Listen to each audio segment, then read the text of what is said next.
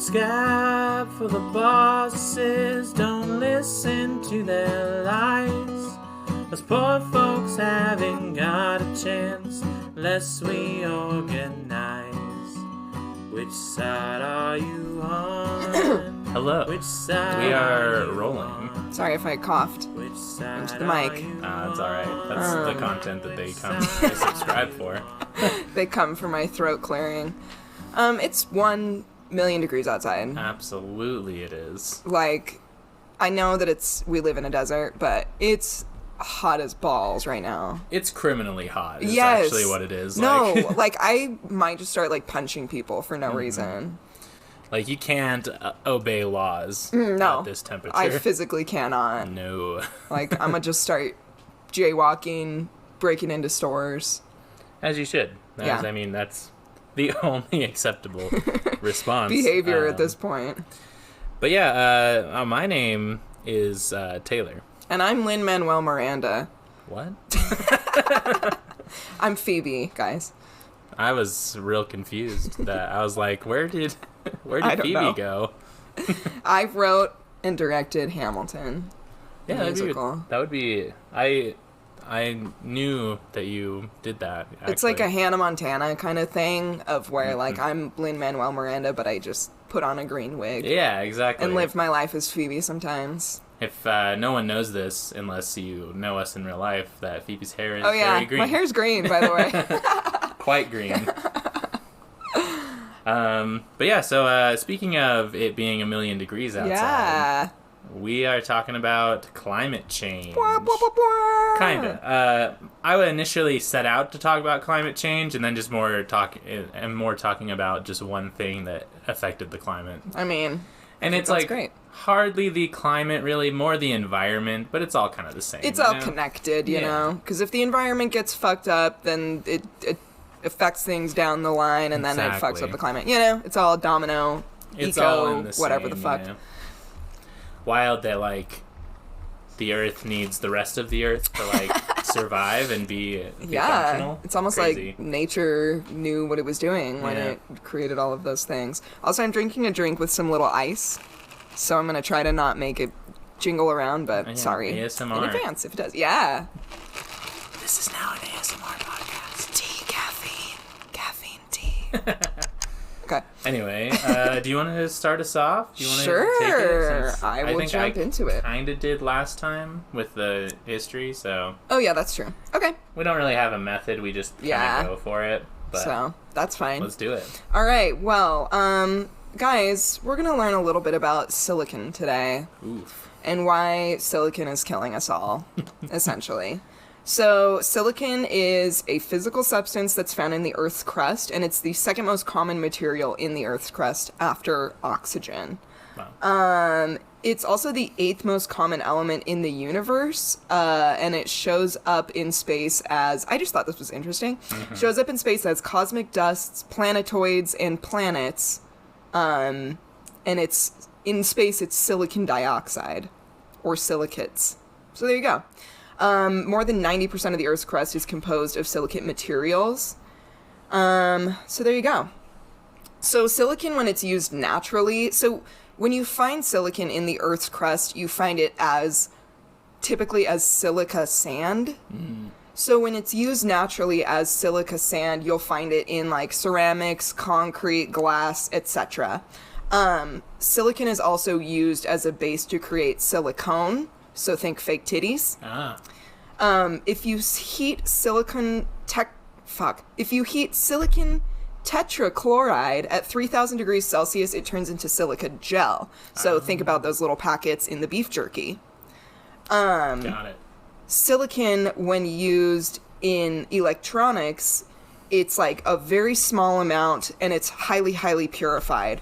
It's kind of similar as the process of turning it into silica gel. They heat it really fucking hot. It's almost like blowing glass. So they heat it really, really hot. It turns into this thing, and then they slice it into these little wafers that can conduct electricity in some way, and they put those into like your computer chips and shit. It's used as a semiconductor. Sounds pretty based. Yeah, very based. Silicon is hella based. So you will find silicon in most metal oxide semiconductors, or MOS transistors, and integrated circuit chips. These things are used in basically every single piece of technology that you have. This microphone, this computer, your phone, all of it. Which, as everybody knows, we have a shit ton of technology these days. The biggest silicon device used is the MOSFET, or the metal oxide semiconductor field effect transistor. Cool. This MOSFET is manufactured in larger numbers than any other device in history ever. Wow. Yeah. So we got a shit ton of MOSFETs floating around. This was invented by Mohammed M. Atala and Dawan Kang at Bell Labs in 1959. Like I said, this is basically in every single electronic that you'll have, meaning that silicon is in every electronic device that you have. Over history, they've estimated that a total of 13 sextillion MOSFETs have been manufactured. And that was as of 2018 also, so there's probably been a shit ton more as of recently. Sextillion. Sorry, I'm a child. It would be better if it was 69 sextillion, but it's fine. Damn. Missed opportunity. Yeah, right? So I'm sure that, like, a tech bro could probably explain to you better what, like, a MOSFET is, but that's my rough explanation. Why am I telling you about silicon? So the reason you might have heard of silicon other than its uses in Big Mommy Milkers is probably due to Silicon Valley. Yes. So Silicon Valley is named because of, like, the large amount of tech companies in that area. It's like this strip in California. And as I just said, tech uses silicon to function. So when all these tech companies moved in, there was like an article, I don't know, back in like 1960 something that called it Silicon Valley. So there you go. So why we're talking about that more is because if you're like me and you're so confused by Bitcoin or NFTs or any other cryptocurrency type things, they're fucking confusing. I did my best with this research. Again, I'm sure some tech bro with like a light up computer could tell us better, but he's probably busy. Rainbow keyboard, yeah, you know? Exactly. But he's probably like busy gaslighting women, so I don't know. Absolutely, he is. But you might have heard of the term data mining. A while back, when like NFTs were kind of first introduced, I kept coming across all these Twitter posts talking about like NFTs and how they're so bad for the environment, and how like these NFT and Bitcoin data mining centers were like basically these huge trailers out in the desert just filled with these like monitors that just run day and night, and somehow that produces Bitcoin and cryptocurrencies and NFTs. I don't know. Scrolled across all this stuff on Twitter. I think I talked about this briefly on another episode. So yeah, it looks real doomsday-y when you see those videos. So these Twitter posts led me down a little rabbit hole on data mining and how data mining is connected to actual mining.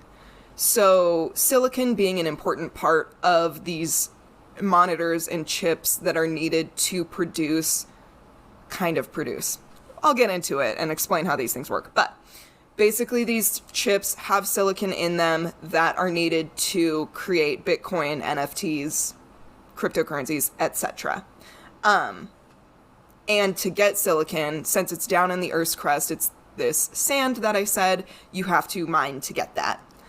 And that's where you have these like giant patches of dry land of just shit's getting dug up all the time, and you destroy the environment with that. So, the late 20th century to the early 21st century has been named the Silicon Age, also called the Digital Age or the Information Age, and that's because of the large amount of silicon in our electronics and the crazy amount of electronics that we have. So let's get into NFTs a little bit here. I'm gonna do my best to explain this shit. Again, it's all very confusing. Extremely confusing. Yeah, and in my opinion, kind of fucking dumb. Yeah, kind of stupid. Kind of like only rich elite assholes like even give a fuck about it. Exactly. You know? Exactly. Again, my opinion, I suppose. Yes. One might say NFTs are not based. Cringe, if you will. They are cringe. So NFT stands for non-fungible token, and it's basically considered the digital equivalent of collectibles. Kind of. Examples of NFTs that have recently kind of been sold. An animated image of Nyan Cat. That, like, have you ever seen that video? Of course I've seen Nyan Cat. Classic, like, early 2000s thing. It's like this cat... With a Pop-Tart body? But I have to even explain it because it's fucking stupid as fuck. And your, like, butt is going to fall off when I tell you how much this was sold for. Right. So it's this cat that's, like, made out of a Pop-Tart, and he's flying through space, and he has a rainbow coming out of him, and he sings this little song. It sold... The NFT of Nyan Cat sold for $660,000. Jesus Christ, yes. dude. Yes. And this is not really on top. It is on topic, but like that's the whole point of the show. Go off. True. But like, what the fuck? Like, I know. It's a picture of a cat with a Pop-Tart body that I could like Google right now and get the same picture. Yes. Like, the video of Nyan Cat exists. I mean, millions of images of Nyan Cat exists all over the internet. Exactly. Yeah. You can find it and get it anywhere you want. For free. For free. But you just don't own, like, the specific rights to the NFT, like, if I'm correct anyway. I know, like, very small amounts about NFTs, but... So, like, yeah, basically this person owns... I hate it. The person that bought this doesn't even really own, like, the rights to Nyan Cat exactly. Like, they own this one picture of Nyan Cat, kind of.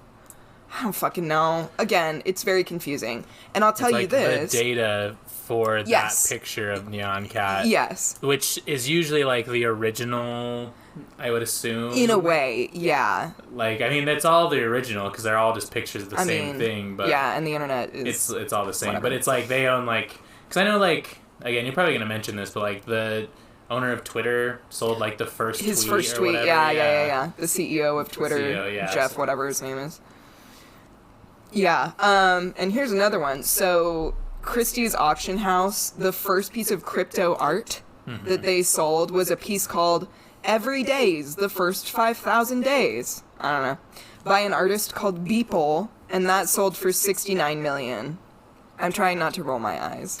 That's good chunk of dough. Yeah, and I looked up that image, and you can, I mean, I looked at it. Like, it's everywhere. You can see it. Which...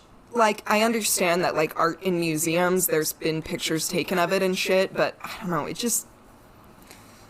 I don't understand fully why people would want to spend so much fucking money on this shit.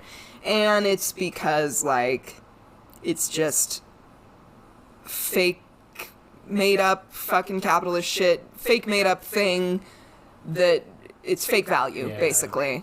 And there's also these, like, I didn't get too deep into this, but how, like, a lot of NFTs started was these, like, baseball cards, kind of. Not baseball, basketball cards. Something like that. And it was this little, like, digital basketball card thing that you were getting, which, like, the only reason that those had value at all was because somebody said these have value. Yeah. Like... Outside of that, they literally have no value, which, like, I know art is kind of similar, but art, I feel like, has a real value. These basketball card things were nothing. They never existed before NFTs. They were created specifically to sell NFTs. Well, and what's so interesting is, like, because, like, the idea of, like, scarcity, like, you know, like if somebody owns an art piece, like, they can say, like, oh, like, I don't want this photographed, or I'm gonna, like, keep it away, because then it makes it, like, more valuable the less, like, photos there are of it. Exactly. Or you put an art piece in a museum in, like, Paris or wherever the fuck, and, yeah, you can see pictures online, but you'll never get the truth, like, feeling unless you go and see it in person. You have to go to that museum and pay to see it, you know? Exactly. But it's like, and that's what's weird, is it's almost like they're just like generating fake scarcity with this, because it's like, it's a picture of the Pop-Tart cat that you can find anywhere else, but this one is special. This is the one. This is the fucking one, dude. Like, this is the Pop-Tart cat picture.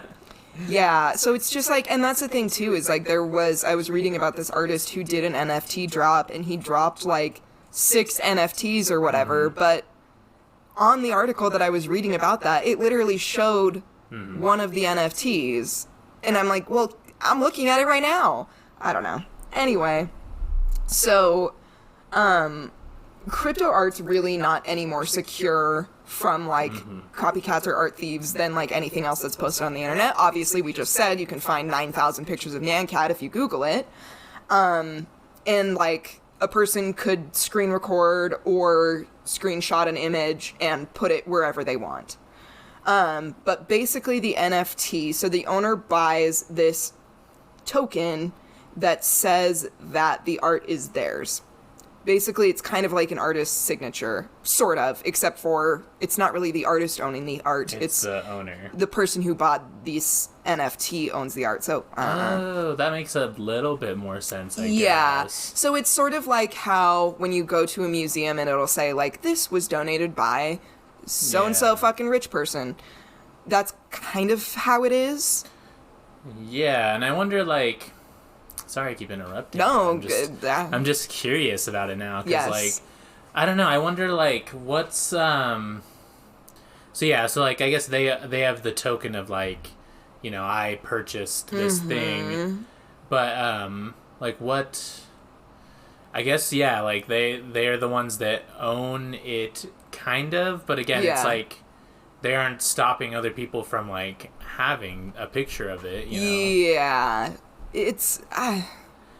Again, it's just, like, for bragging rights of being, basically. Like, I technically own Nyan Cat, or whatever. Exactly. Like, yeah, it's kind of a bragging rights thing, and...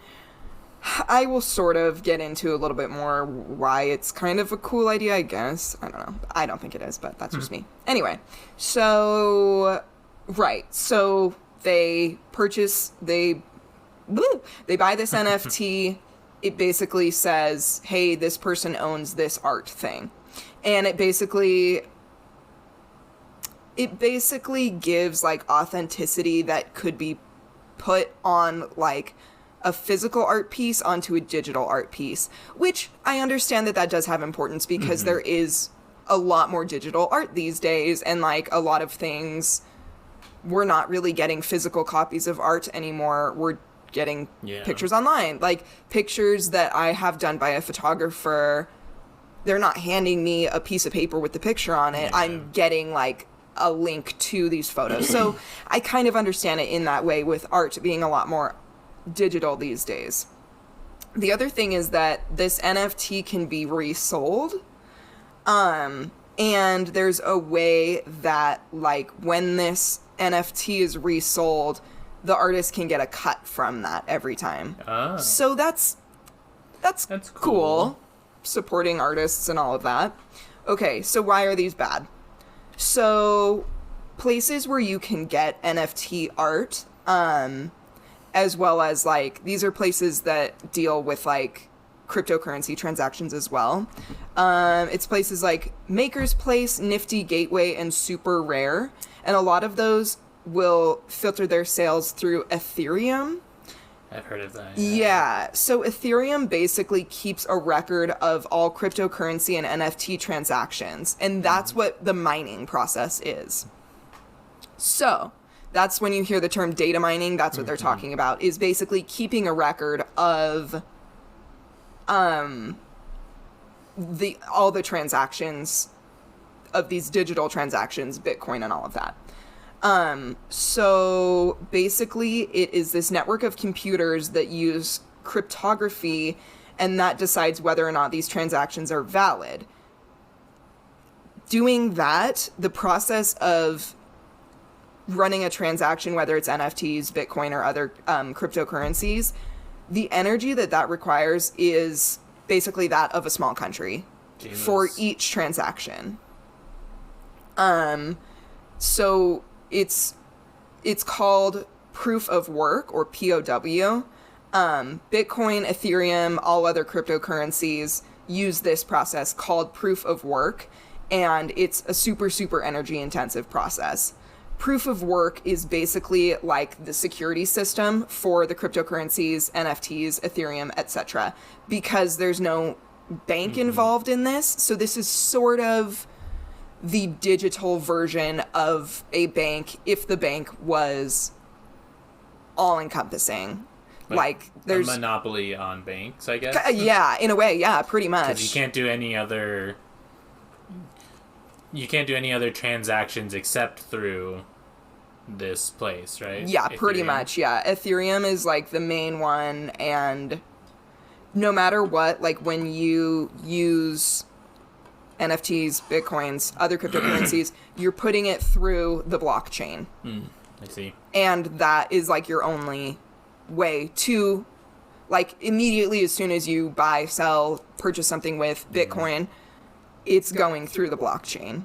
And that is kind of the bank, for instance, that keeps track of all of these transactions to make sure that they're valid, I guess. That's my understanding. Word. So how they do this is in the blockchain. It's hard to explain. Basically, in the blockchain, in order to verify these transactions, people have to solve these puzzles, and those puzzles are solved using, basically, like I was saying, those trailers filled with monitors. Those trailers filled with monitors, these machines, are energy suckers. Like, they are running day and night solving these puzzles because they're difficult. So these computers have to be constantly like going through these equations. They're running constantly, and you need to have a shit ton of them to do all of these equations and to keep track of all of the different transactions. When you solve these puzzles, the miners, it adds a new block of verified transactions to the blockchain. By doing that, the miner gets a token or like a transaction fee as a reward. So basically, the whole reason why this is so shitty to the environment is purposeful. Like most capitalistic things. Of course, it's inefficient and ruins everybody else's life just for fun. Basically, like, by making it so detrimental and so much work to solve these equations and make sure that these transactions are verified, and they cost a lot, it basically makes it so that nobody can, like, fudge the books. It makes it way harder for somebody to fudge the books and way more expensive for somebody to fudge the books. Ethereum uses about as much electricity as the entire country of Libya. Jesus. Yeah. And it gets worse. Like, it just keeps going up. I assume they get more and more computers to process more and more transactions. Exactly. And as if you're the one that's mining all of these like all of the Bitcoin or whatever it is, and like you're getting whatever it is that you're getting from it, the little gonna, reward, like, keep doing more and more with as many computers as possible, right? Exactly. Well, yeah, and as more people like invest in Bitcoin or use Bitcoin or Dogecoin or all of these other fucking cryptocurrencies, and with NFTs, like, when they came out, it became like this buzzy thing, and there was a period of time where not extremely elitely rich people could invest into NFTs. Yeah. And there was people that were doing it just because it's like, oh, this is a wacky new thing. And a ton of people invested in Bitcoin and all this shit because it was just this new popular thing. Yeah. And with Bitcoin and NFTs and things like that, when you first found out about them, you could get in at the ground level. So anyway, it was like, not only was it like, oh, all these wacky rich people are doing this, but people who don't make a lot of money found this sneaky secret way that you could quickly get in there and make money off of this thing. And so it was just like a buzz phrase thing. I don't know. Is that the right way to say that? So Ethereum has said that they are planning on moving to a less energy intense system. It's called proof of stake. And apparently that's supposed to be less carbon inefficient, and I don't know. It takes like less steps or something to do the proof of stake rather than the proof of work. However, Ethereum's been saying that they're going to do this for years and nothing's happened. So. Classic. Yeah. So technology artist Memo Atkin, he heard of this crazy biological cost of NFTs and he decided to investigate. So he traced 18,000 NFT artworks through the blockchain. And he figured out that this process was way more complex than just putting one token on a blockchain. Yeah. Which that process is called minting. Because there's like a bunch of transactions throughout each initial transaction, throughout each like purchase of a token. You've got like the bids that an artwork will receive, resales from the NFT market, and plus artists would be issuing multiple editions of their works, which is even sense, more energy. Yeah. So you can release one NFT, but that NFT can have like 6 editions or something. Yeah. I don't fucking know. So Memo Atkin found out that the average NFT has a carbon footprint of about 211 kg of CO2 equivalent. So basically 211 kilograms of CO2 or carbon emissions released for each NFT. That's basically the same as like a resident in the EU's power consumption for over a month. Jesus. Yes. Or it's about driving 1,000 kilometers, or it's about a flight from London to Rome. Yeah. That's so, yeah.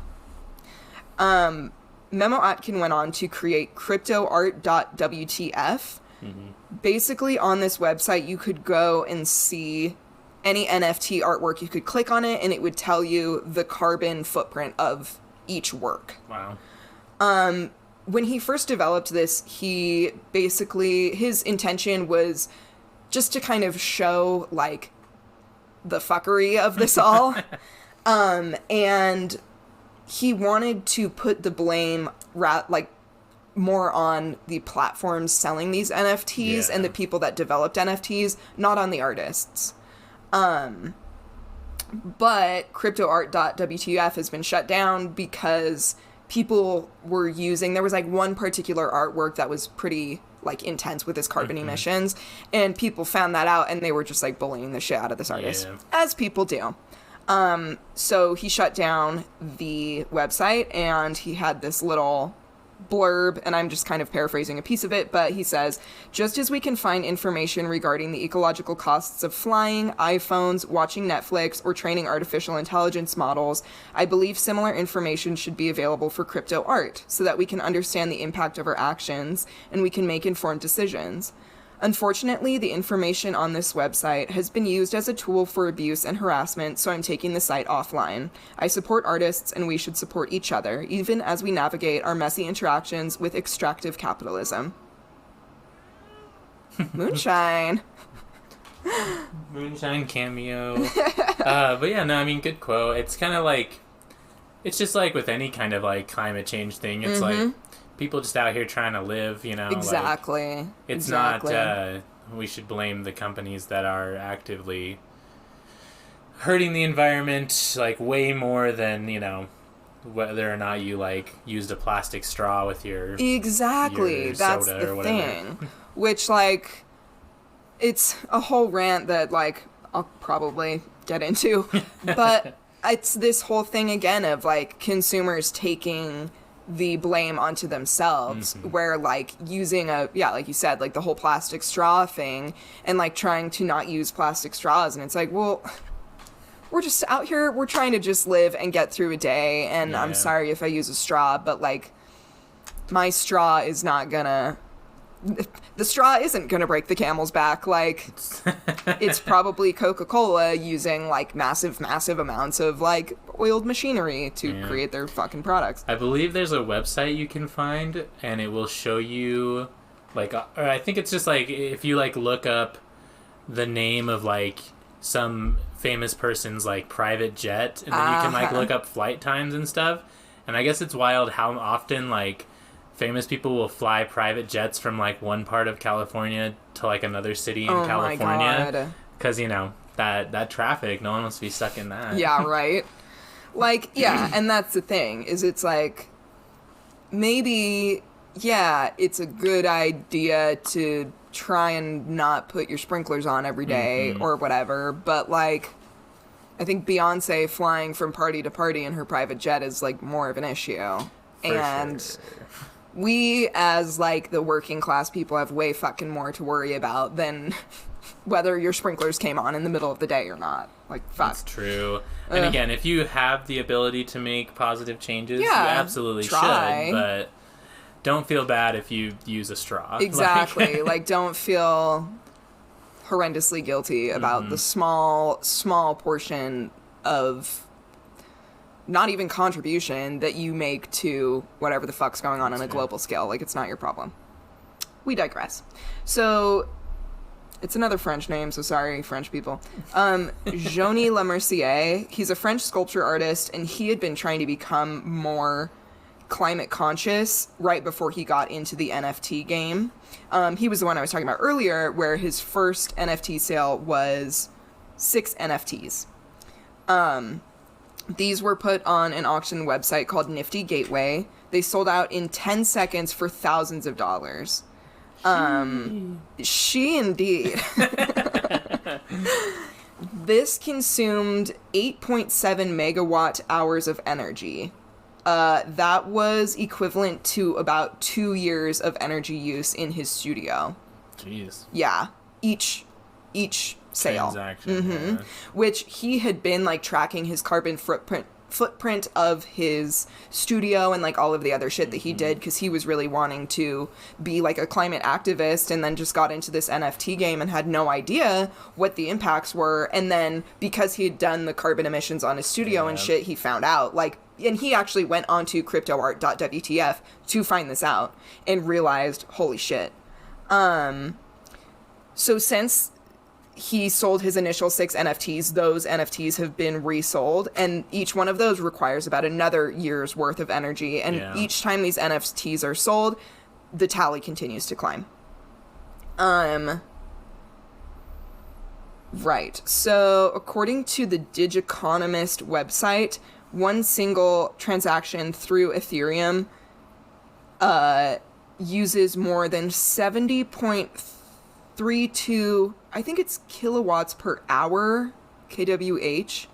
Probably. I think that's what it is. I probably should have looked that up, but I didn't. And that's enough to power one U.S. household for 2.5 days. Yeah, which, I don't know, for all you carbon heads out there, that's about 34 kilograms of carbon dioxide. There you go. I don't know. Have you met a carbon head? Like some Let dude me who's tell just you. like, bro, you know how much fucking carbon that used up, dude? Like, let me fucking... It's like a guy talking about his reps at the gym. Yeah. He's like, dude, my carbon usage today? Oh my god. 3.1 kWHs, dude. Like, it was fucking an insane day. Yes. So, breakdown of that, of 34 kilograms of carbon dioxide, that is equivalent to watching more than 5,700 hours of YouTube, or over 76,000 credit card transactions. Woo! Yeah. Ethereum uses more energy per year than all of Denmark. Jesus. Yeah. And has a carbon footprint larger than all of Lithuania. Yeah. Yeah. Classic, dude. It's pretty insane over just kind of this dumb little thing. Yeah. Phoebe, so, do you know what doesn't have the same carbon footprint as Lithuania? Is it ad breaks? Ad breaks don't. Oh my god. Which, products, dude. Products, bro. Let's Although take a quick one. We know it's going to be just the same ad that we've had the entire time. So Product, it's period. just going to be the Anchor app. But Enjoy. I'm going to try and calm down from my caffeine high. Yeah, we're going to take a break. And then you'll also probably take a break. And then we'll be back. Enjoy.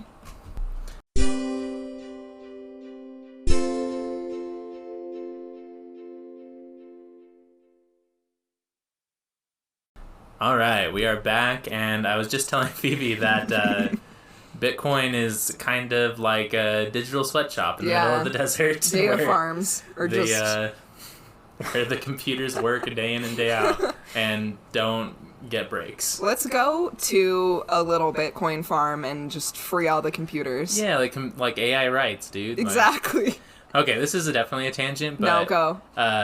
Me and a lot of my friends would always talk about, like, what we thought our, like, boomer thing would be when we're older, you know? Mm-hmm. How, like, a lot of boomers are, like, they don't like gay people or, like, you know, trans people or whatever it is. Right. Like, I'd say that, like, the majority of, like...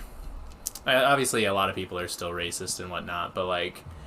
It's not quite as, like, out in the open, you know, as, some anti-gay and trans bigotry. Mm-hmm. But, like, I feel like when we're old, it's definitely, like, we would always talk about how it's going to be, like, AI rights. Like, we're going to be like, I don't trust those computers. Yeah. And then, like, the young activists are going to be like, this is a being too, you know, like. Well, honestly, though, it's a fair conversation because, tangenting again, here we go. A little background about me. So my mom used to teach Sunday school when I was a kid, but her lessons were, like, fucking sick. And yeah, me and Taylor both grew up, like, pretty Christian. Hell yeah. Yeah, fun. But her lessons were pretty fun, and we would get into conversations about that, like, what is a soul? What, what is considered, like, an actual being? And, like, when we do start having more AI things, like that movie, have you seen Ex Machina? I think so. It's worth watching. It's a good one. But it's basically, like, the dude kind of falls in love with this AI person, and she, like, escapes at the end. And the whole argument of the movie is basically, like, well, maybe she's programmed that way. Maybe it's Maybelline. Maybe, like... Not sponsored by Maybelline. Maybe, like, she was programmed that way, or maybe she did gain sentience, and, like, at what point do you know? Anyway. Well, or was she just programmed to seem like she had sentience? Yeah, and if you, like, program, like, we're getting to the point where you can, like, program AIs to, like, learn things, you know? And it's like, if that's the case and they can, like, learn empathy and emotion, it's like, at what point do you draw the line? Exactly. Like, also, it could be sponsored by Maybelline if you want to give us money. Maybelline, if you're listening, what up? Yeah, because it's like, and then I guess you get into arguing, like, wow, I'm definitely on a little bit of a caffeine high here. Hey, guys! Like, then you get into arguing, like, is this machine actually experiencing emotions or not? And then, I mean, you're probably right. Like, eventually there is going to be, like, AI rights protests and shit, and, like, it's just crazy to think about. I know, that's the thing. We're going to be the boomers that are like, I don't know about these computers. These AIs. The robot people. So yeah. Bitcoin. So the energy cost of Bitcoin continues to go up. It's risen about, like, 4 times what it originally was, and Ethereum transactions have increased 10 times as of 2020. So... Gnarly. Yeah, gnarly. A lot of NFT artists have been pushing these cryptocurrency trading websites to switch over to proof of stake rather than proof of work technology, which, like I had said, that supposedly has less steps than the POW transactions and is supposed to be more carbon conscious. Victor Prokopenya, I think he's Russian, probably. He's a Prokopenya. He is a fintech investor, and he's a founder of the trading platform Capital.com. Cool. And also Currency.com. He has described proof of stake as, like, the Tesla of cryptocurrency, which really just left, like, a bad taste in my mouth. Don't compare things to Tesla. Yeah. But he was basically saying that, like, the greening of cryptocurrency, he was, like, comparing that to the creation and the greening of, like, the automobile industry, and basically saying, like, yeah, the first car ever created was really rough on the environment and obviously had, like, shit tons of carbon emissions, but over the years we've learned how to create these electric cars and cars with, like, low emissions, you know? Awesome. Is he, like, arguing that that's, like... I mean, yeah, I guess it's a good thing, but it's also, like... We ain't got time, dog. No, exactly. Yeah, he's basically saying, like, okay, well, you know, cryptocurrency might be bad for the environment now, but we'll be able to streamline it later and make it not fucking ruining everybody's life. But he says that switching to like a cleaner energy cryptocurrency will take about 5 years. So good thing the planet's going to be destroyed in 7. Fun stuff. Yeah. I mean, we're going to have a real good 2 years there. Yeah, can't wait, you guys. Yeah, so I mean, exactly, like you said, it's like, we literally do not have time for this shit. So basically with NFTs, Bitcoin, and all these other cryptocurrencies combined, and looking at the ways that these are processed and secured through like mining, blockchain, and those trailers full of monitors that run all of those actions, monitors that require silicon to run, we're looking at some like seriously devastating impacts on our environment. And all of this damage adds up to, like, in my eyes, nothing really all that great. Just like a whole lot of pictures of things. Yeah, and like coins that are digital. Like, it's basically just something that capitalists are going to make a lot of money off of, tech bros can salivate over, and meanwhile, as always, the proletariat's going to struggle in our daily lives, not really even ever being able to participate in the NFT, Bitcoin, cryptocurrency market. And once again, as we mentioned in our Billionaires episode, we're taking this responsibility onto our own shoulders, when, like, in reality, our individual efforts to decrease our consumption is going to be a drop in the ocean compared to what these corporations and creations like blockchain and shit are doing to our planet. Yep. I agree with you completely. I concur, says Taylor.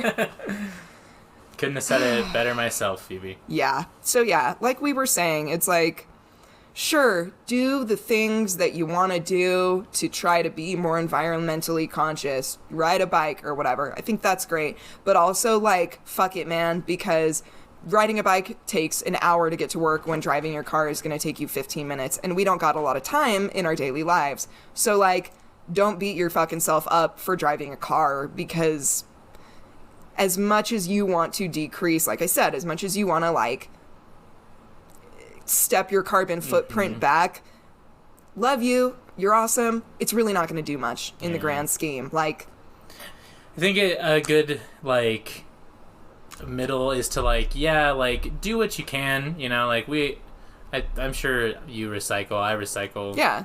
My roommates are very environmentally conscious, probably more so than I am sometimes, but when it comes down to it, it's like, you have to also be like fighting the bigger environmental problems too, exactly. Which is corporations. Yep. Like. Yep. And like, we're not really, the way to get to that true environmental change and rescue is going to be like full-blown revolution. So, it's seeming that way, because no one gives a fuck about doing anything about it. Yeah. So, good stuff. Yeah. Take it away, Taylor. I guess it's over to me now, so... Make me depressed about the climate. Yeah. Well, I watched this really bad horror movie, like a couple months ago. Ooh, I love a bad horror movie. Okay, I guess it wasn't bad, but it was kind of like... Mid? It was mid, for sure. It had, what the fuck is his name? Sam Neill in it. Nail. Who's that? He's the guy who plays Jurassic Park guy. Oh my god! Yeah, he was in it. He was the main guy. What the hell? That's But it's hilarious. called Event Horizon, and it's kind of like... I've heard of that. Yeah, it's kind of like discount Alien, or is it kind of like... I feel like it was on trying to do it was on the coattails of Aliens, like space cosmic horror success, you know? Sure. But yeah, the whole time I was researching this, I kept thinking of Event Horizon for some reason. But I'm talking about Deepwater Horizon. Oh, sick. Which was a big old fucking catastrophe that happened, basically. I'll jump into it. On April 20th, 2010, in the Gulf of Mexico, a oil spill happened. Oh, shit. It was a BP-operated Macondo Prospect oil rig. Okay. It was for all you oil rig heads out there. Exactly. Big oil rig guy. Huh? You know how oil rigs absorb on all surfaces. Exactly. But yeah, so it was operated by BP. It was the largest marine oil spill in history. Fuck. I guess in the history of the industry is what it said, which I kind of feel like is just history, because there's only ever been one oil industry. Right? Yeah. unless there was like a bigger natural oil spill in the past at some point. Interesting. But I don't know that. And I don't know enough about oil rigs. So. Yeah, I don't know. So this is kind of just the overview facts, but an estimated 4.9 million barrels, 210 million U.S. gallons of oil spilled into the Gulf of Mexico. Oh my God! Why is it always the Gulf of Mexico? Just a lot of right oil now, there, I guess. Speaking of oil spills, the ocean's on fire. I'm sure everybody knows, and that was also in the Gulf of Mexico. Yeah, I think there's just a lot of oil in that area. Goes through. Yeah, goes through, and like these. Because, like, the rig, the Deepwater Horizon is, like, this big fucking, like, water rig that, like, was, again, like, it's, like, on the ocean, and it, like, digs down into the seabed and pulls oil out of it, basically. Oh, okay. Yeah, so it's kind of, like, in the ocean, so that's, like, why it happened, you know? Okay, I didn't know that. See, yeah. I don't know much about oil rigs here. For all our listeners that are efficient in oil rig info, let us know. Leave a comment on our Instagram. Yeah, and I'm sure that I don't have the exact... quite all of the correct information on oil rigs, but so yeah, if you want to correct me, please feel free. So it happened on April 20th, 2010. It was officially declared sealed on September 19th of 2010. Okay, so sealed oil had meaning, been, like, good to go? Yeah, like, they had, like, covered up the well of oil. Oh, okay, I see. Or they had, like, thought they'd stopped it. So it went on for, what is that, fucking 2 months? Yeah. Almost 3. Jesus Lord. Yeah, so it was just, like, spewing oil into the Gulf of Mexico. That's horrendous. But reports in early 2012 showed that there may still be some leakage that was going on. Nuh-uh. Yeah, so, like, it was... And again, it would have been pretty small leakage at that point, so I got it closed off. But, like, still. Like, what the fuck, BP? Don't act like everything's fucking fine. In 2013, 4,900,000 pounds of oil and material was removed from Louisiana beaches. God damn. And that was, you know, just, like, washing up on the beaches. They were doing, like, shit for a while to, like, yeah, clean that up. I remember that. Yeah, like, I remember, like, seeing Dawn commercials where they were, I was gonna say. they're like, the Dawn's the only one that gets oil out of, like, baby ducks and shit. And you're Dawn, like... gentle on animals, but tough on grease. Exactly. You want to hear a bad joke? Please. Why does Athens hate the sunrise? Ooh, I don't know. Because Dawn's tough on grease. I thought you'd like that one. That's really funny. It stretched as far as the Florida Panhandle and Tampa Bay. So a big fucking spill. Yeah. And from the Gulf of Mexico all the way up to Florida. Yeah, well, I guess that's all kind of the Gulf, but like the oil rig was like on the coast of Louisiana. Okay. So it kind of stretched all the way along there. Jesus. In 2013, dolphins and other marine life were dying in record numbers, with infant dolphins dying at 6 times the normal rate. Oh my God. The baby dolphins were struggling. I know. Strugs. And dolphins are so nice too, I feel like. Yeah, you know? they are. Like, don't dolphins like save humans a lot and shit? Like if they're like stranded? Yeah. Because they're just, like, fucking homies, dude. They are homies. Well, they're, like, smart as fuck. Like, they're, like, almost on a human intelligence level. Yeah. Them and fucking birds, dude. Birds are smart. Crows? Yeah, crows? Crows what the fuck, dude? Are way too smart, like, and it's kind of freaky. Like, smarter than you want something as scary as a crow to be. Yeah. Like... Give it... I'm waiting for the crow revolution. Dude. Everybody's eyes pecked fucking out. pecked out. Alfred Hitchcock up in this bitch. Oh my God, yeah, he predicted it. He knew. He was like, birds are fucking smart. Birds are kind of fucking sick, dude. The government report faulted mostly BP, but also the rig operator Transocean and the contractor Halliburton. Oh, Halliburton. Yeah. The majority of it kind of went on BP because they were the ones that were... Because, like, Transocean was the rig operator, and then the contractor who, like, built everything and had the area was Halliburton. But BP was, like, the one profiting and getting the oil for their systems, you know? In November of 2012, BP and the Department of Justice settled the federal charges. BP pleaded guilty to 11 counts of manslaughter and Holy 2 fuck. misdemeanors and a felony of lying to Congress. Wow. So if you couldn't tell by that, 11 people died. Yeah, in Deepwater I was going to Horizon. say. I have more info a little bit later on what cool. happened. Cool, because I want to know. Yeah, but as of 2018, the cleanup costs and charges cost the company more than $65 billion. Fuck. And I believe in court, so and that was like with cleanup, paying out, fee, like they had a fund for like families that were affected, that were paid out and things like that. And I mean, if you know the answer to this, was it families who had, like, beyond the people who had died, like people who had been, like, I don't know, sick from the oil spill or whatever? Yeah, I believe got you. Okay. Well, from what I found, it was $20 billion is how much they had allotted for that, and it was paid out really fast. So I'm sure there were people who didn't get any of it, but yeah. I mean, with something that big. Yeah, well, and with all those people, like, living in that area, Exactly. your water supply is contaminated, all this shit.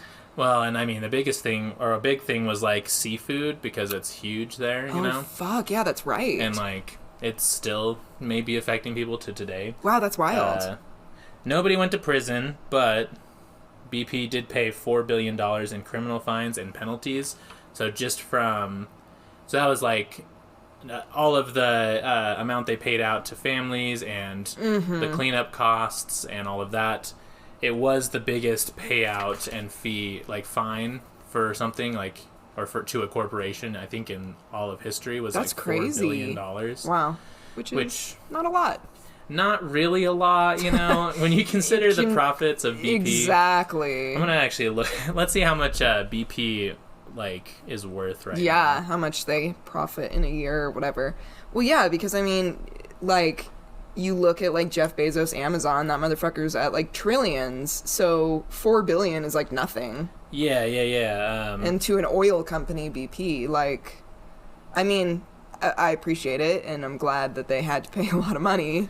Oh, for sure, but I'm sure it could have been more. 87, as of July 9th, 2021, 87.79 billion is BP's net worth. Yeah, so if it was me, I don't think they would be allowed to be a company anymore. Yeah.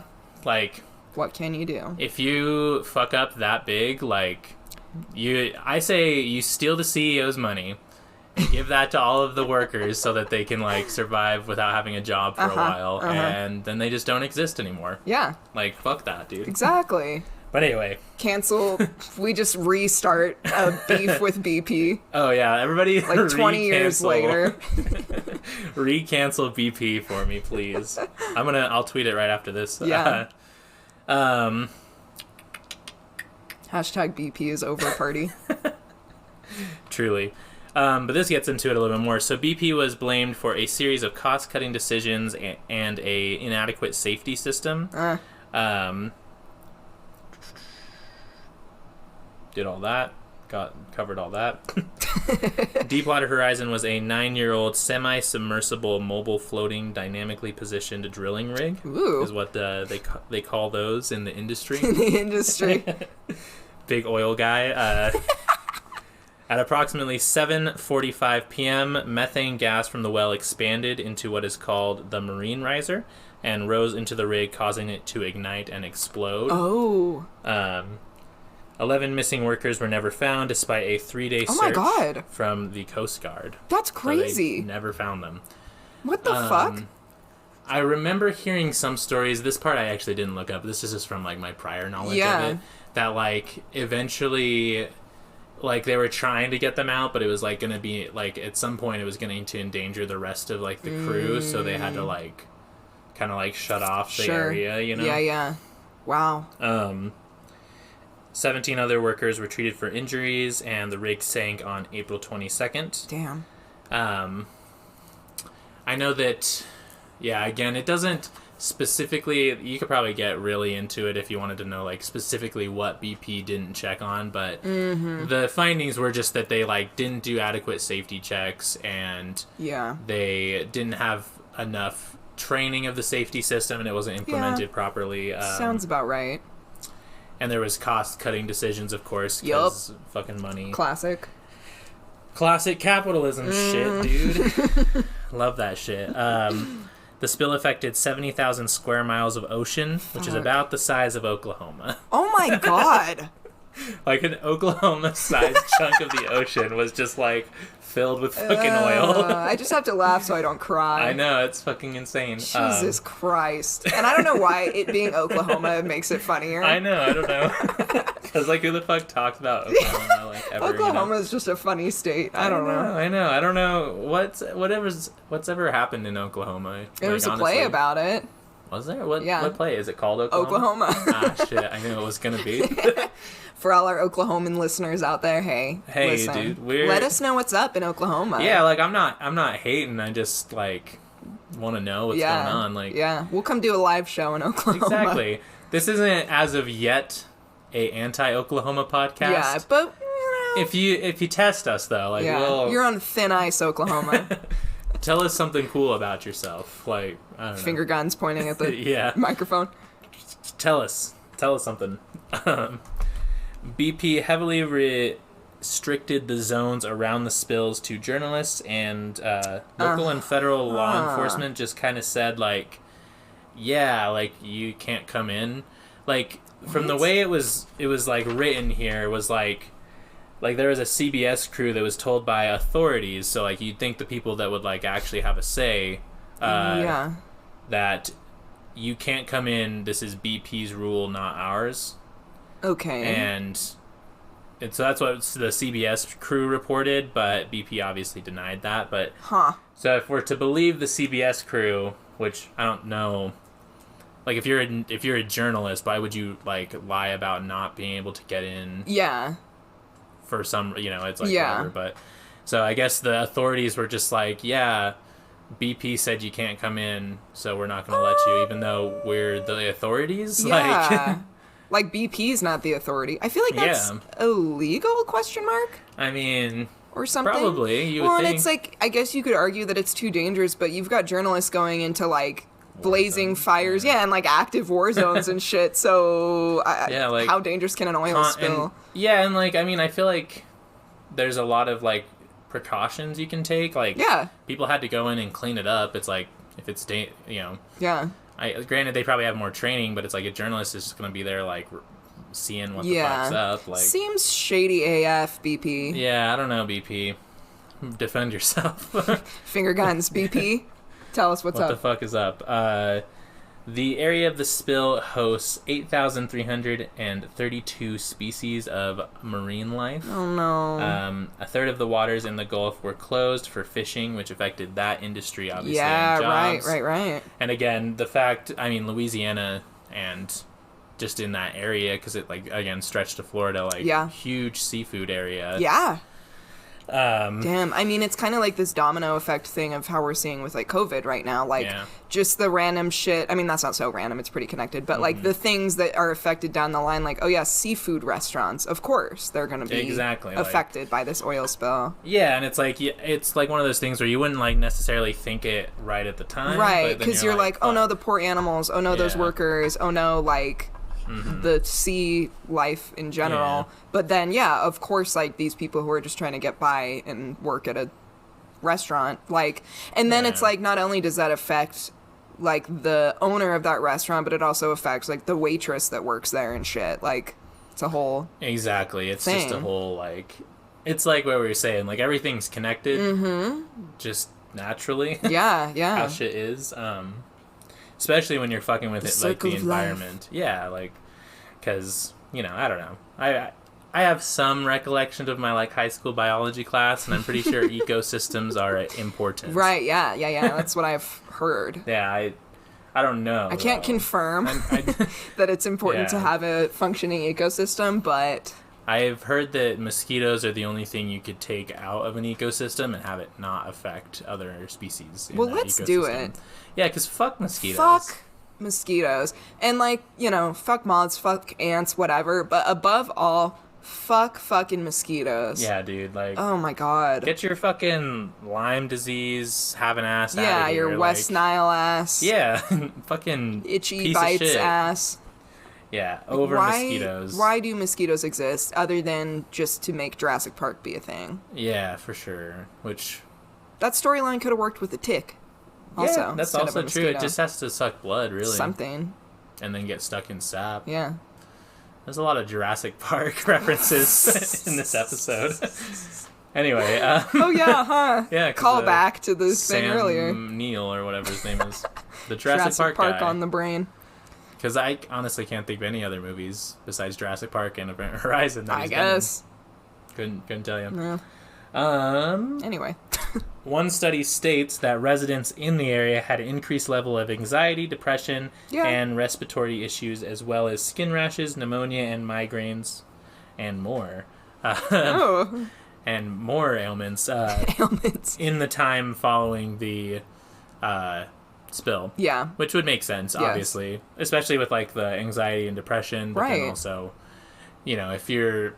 Again, your water is fucked, your food is probably going to be fucked for a while, and again... I'm sure there's fumes you're breathing. Fumes, yeah, like things that wash up on the beach that then get, like, tracked into wherever. Yeah, like, it's just everything happens. It's all interconnected, man. And I guess it, like, has gotten better over time as, like, time has passed and whatnot, so it's not quite as bad, but, I mean, still, like, you know, they don't know the full effects of what...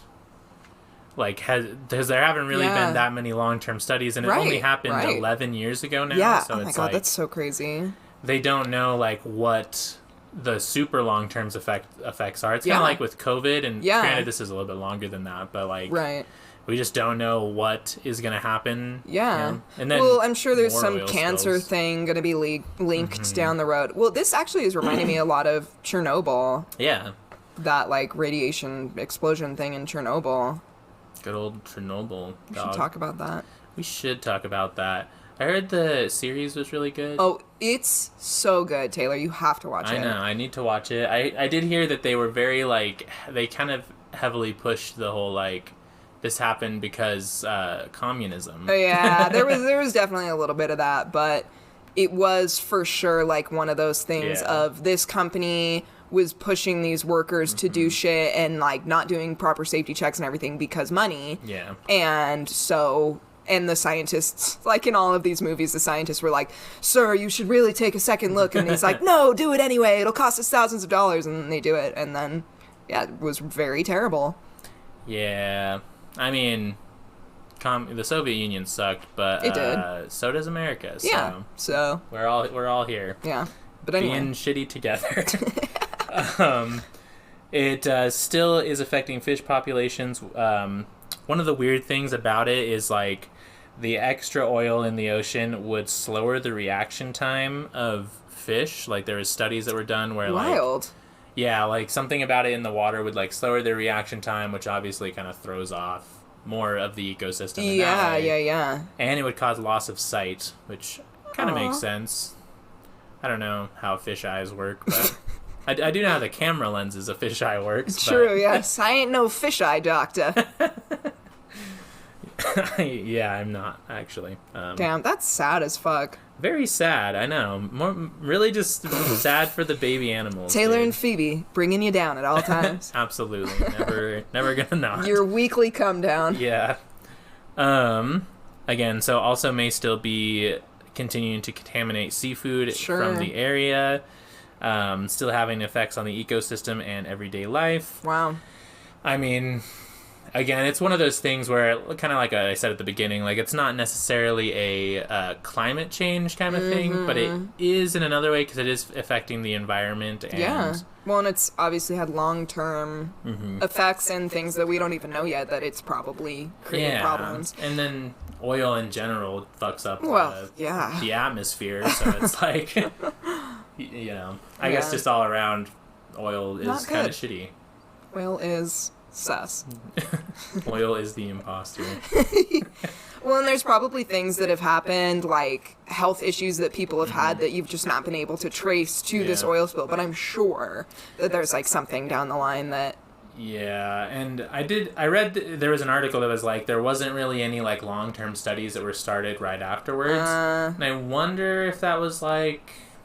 something to do with covering it up. A little wink, wink, nudge, nudge from BP. Exactly, from somebody, like, I don't know. It didn't say anything, I have to say allegedly. Yes, allegedly. For legal purposes. But it allegedly would make a lot of sense. Allegedly, I could see it happening. Yeah, like, allegedly, that's something that a corporation would allegedly do. Allegedly. Not that crazy of an idea to allegedly think about hypothetically. Right. Exactly, allegedly. So allegedly true, bestie. So allegedly true, bestie. Alleged bestie. Alleged bestie. Taylor and I are alleged besties. Yeah, can't confirm, really. But, my closing statement was, Deepwater Horizon is a shining example of what happens when under-regulated corporations are allowed to use natural resources and have a malfunction due to profit motive and just not giving a fuck. Not only did this event affect the ecosystem, but also the everyday lives of the citizens in the area. Amen. As I was saying before, nobody went to prison, but BP did pay $4 billion in criminal fines and penalties, which I guess is something. It was the biggest payout ever, but at least for the time. Maybe there's been a bigger one since then. Didn't say, but still they have $87.7 billion net worth still, so it's not like... And this was only 11 years ago, so, like, we can assume that they didn't just skyrocket in their profits all of a sudden, like... Yeah, they probably were sitting at a lot of money at that time as well. Like, $4 billion was probably chump change for them. Yeah, and that's the thing, is even, like, when you take the amount that they did pay out... where the fuck did I write it down? Was it $20 million that they gave to citizens? Yeah, to the citizens. And even still, so it cost the company as of 2018. So this wasn't all at once. Okay. $65 billion as of 2018. Got it. But again, for a company that makes however many billion dollars yearly. Yeah. 2018, 8 years later. Yeah. It's a big amount of money, but... Sure, but... in comparison... Yeah, well, to the devastation, like... Exactly. Cool, thanks, I guess. You should have to clean that all up. Exactly, like, this is literally your fault. It's absolutely your fault. Like, you did the thing. Millions of gallons of fucking oil into the ocean. Do you remember that South Park episode where they... Which, I mean, South Park is whatever, but... I just remembering, because we always talk about like historical stuff and it's usually from before we were born. And this was like, not only was I born, but I was like pretty, aware of what was going on in 2010. So I remember this happening, and I just remember there was like the South Park episode, and it was like the CEO of BP's like laying down on this bearskin rug in front of like a fire, and he's like, "We're sorry. We're sorry." And it's just him like kind of being really pandering and being like, "We're sorry." I mean, I actually have not seen that South Park episode, but sounds like something South Park would do. Yeah, I mean, South Park's not like the most worth watching, but I don't know. I just remember it being coming out at that time. It's a memory you have. Yes, exactly. But yeah, I was initially going to do kind of like a history of oil spills, but I just got really into researching that one because it was a lot, and I was like, Jesus. I mean, that one alone, it just like illustrates how fucking insane oil spills are. Like the fact that you could fill our whole episode with just the one. Exactly. It's like, and it's just wild too, because like, I know that the ocean's on fire now, and everybody was like, "That looks fake." Like, do you see all the tweets that were like, "That looks CGI'd as fuck"? It did. No, it literally did. I saw a video of it, and I'm like, am I watching like Sharknado right now? Exactly. Like it looked so fake, which is just cool that that's our reality. Yeah. Which like I was thinking about, like Taylor and I were talking about what we wanted to do, and we decided, it would be a good idea to do like an episode on climate change because, hello. And, like, we literally were like, ooh, like, what climate change fucking disaster should we research? Because there's just so many, which, again, like, cryptocurrency, NFTs, whatever the fuck, is not the sole thing ruining the fucking environment, and oil spills is not the sole thing ruining the fucking environment, but these are two very huge things coming together in order to destroy this environment that are, once again, as always, backed by corporations. And, like... I don't know. It's just, there's so much shit happening with our environment right now that we could literally do a whole huge series on climate disaster shit. Like, well, and I mean, it's just, yeah, it's like, it's the combination of everything, and that's why it's so hard at the point that we're at to be like, we need to fix things, because there's like, 30 things we need to fix about everything, Exactly. And there are some, like, repercussions you have to take into consideration, like, people need to work, and they do provide lots of jobs, and it's like, we should have been converting and moving from oil and these natural resources to more clean resources a lot longer ago, and we may have missed our chance at this point, right that's that's a whole other topic for another day, I suppose. But moral of the story is, like, do your best, I guess, but, like, don't, like we've said, it's just like, don't fucking shoulder all the responsibility of trying to save this shit, because it's like, if you sit there and feel guilty for every not climate conscious decision you make, you're gonna have a brain aneurysm. Yeah. So you're just gonna be sad. And, like, I understand wanting to save the turtles by not using straws, but BP is just gonna dump oil all over them anyway, so you might as well just not. Exactly. And, like, Dawn coming to the rescue, Dawn probably fucking fucks up the environment too, so... I mean... everything sucks. Everything sucks. That's just how it is. But you know what doesn't suck? Pluggables? Pluggables, dude. Oh, man. If you want to tell us how sad this episode made you, you can follow our Instagram at Remarks Podcast and leave us a comment and all of that shit. Please leave us a comment. We want comments that aren't the spam comments. Every single time. I would just like one comment that's not them being like, promoted on podawesome.com. Yes, please just leave anything. Just tell us your, like, say hi. Starbucks order or yeah, something. Exactly. Like, I don't even what care. Did you do today? I'll comment back on my personal account and be like, sick order, bro. I'm glad your coffee was good. We'll make you feel good about yourself. Exactly, yeah. On Twitter, it is RemarksPod. I'm trying to be a little bit more active on there and, like, just share, like, some other things. Like, I posted, like, reading this book or whatever, you know, which was cool. But so we're around. We do things. We're there. We have an online presence. Follow our Twitter, retweet our things. Do all of it. You can also follow Taylor's YouTube channel called The Lefty Agenda. He has amazing ass videos on there. Check them out. It's pretty cool. There should be a new one pretty soon. I'm pretty sure I said that last week too, but we're getting there. Taylor's YouTube videos are much more like written out and produced scripted, than these things are, where it's just him and I being like, corporations are horrible. Yeah, I don't know. It's kind of like I like it though because it's very like it's just different. Yeah. I guess like because I probably do about the same amount of research. Sure. But it's just more laid back and fun. Totally. For, like, podcast. Exactly. Like sometimes the videos cause me stress because I'm like, fuck, I gotta like write out a script and then follow it and then like because like we don't really ever like.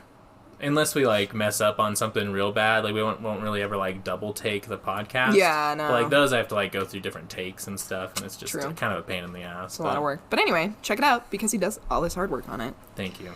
So, there you go. You need to get a thing that I can plug for you. I know. I don't have a thing. Do you want to plug something random, like, Hydro Flasks? Hydro Flasks. The best flasks for hydration. Of all time. Hydro Flask, if you're listening, please sponsor us. Please sponsor us. Because Hydro Flasks are environmentally friendlier than a plastic water bowl. I don't know. Anyway, we're not actually plugging Hydro Flask because we're not sponsored by them, but if we were, we would be. Yeah, if you're listening, Hydro Flask, finger guns. Hook us up. Finger guns us. We want sponsorship. The sponsorship. Please. Please. I want a Hydro Flask with our Remarks logo on it. That would be cool. Yeah, right? Yeah, like a designer Remarks Hydro Flask. That'd be sick. That'd be sick. We'll maybe do merch one day.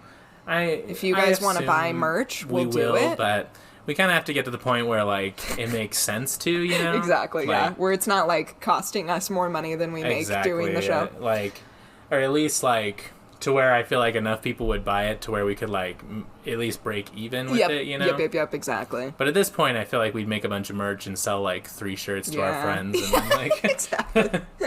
So. But we could someday. True. Cool. It would be very sick. Anyway. Other than that. Well, okay, love you, bye. Okay, love you, bye.